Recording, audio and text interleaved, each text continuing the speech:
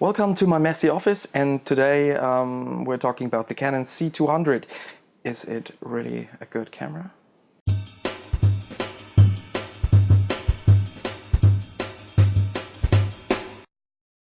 This week Canon announced their EOS C200, and usually when they announce a camera, most of the people are underwhelmed. But this time there are more positive reactions because of the Canon Cinema RAW light codec, which is inside of the camera, so you can record RAW inside of this camera on CFast cards.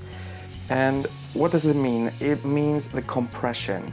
So you have you can choose between 12-bit and 10-bit, and the 12-bit will be a 3:1 compression from the Canon RAW, and the 10-bit version will be a 5:1 compression.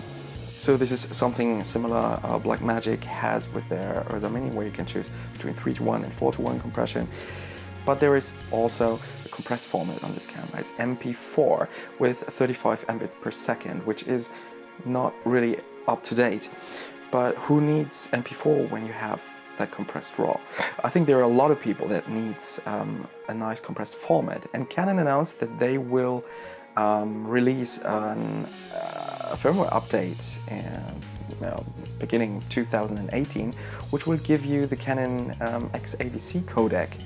And normally that means you will get a 10-bit 4:2 codec, which has the C300 Mark II, for example.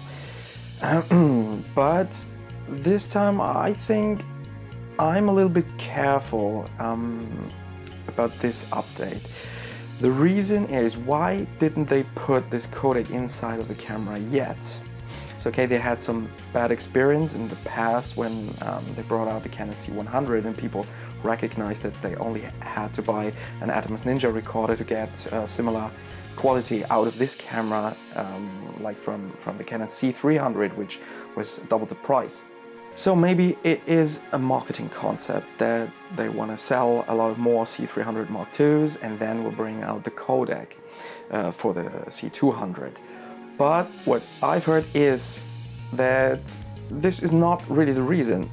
The reason is that they need a little time to bring this XAVC codec to an 8-bit 4:0 signal. So nothing will change except of the data rate maybe. But yeah, there's still 8-bit 4:0 in today's time. So it is a nice rental camera, I think, for nice polished productions or as a B or C camera for Canon C300 Mark II or C700 productions. But I'm not sure if I would buy this camera until everything is clear about that firmware update. So Canon did a nice camera. We're waiting for the Panasonic camera, the new one. I'm expecting a lot of it. Maybe this is the right camera to choose if you need a camera. But so those are my opinions about this camera, and I'm really a Canon fan. So maybe let's talk about that, and see you next time.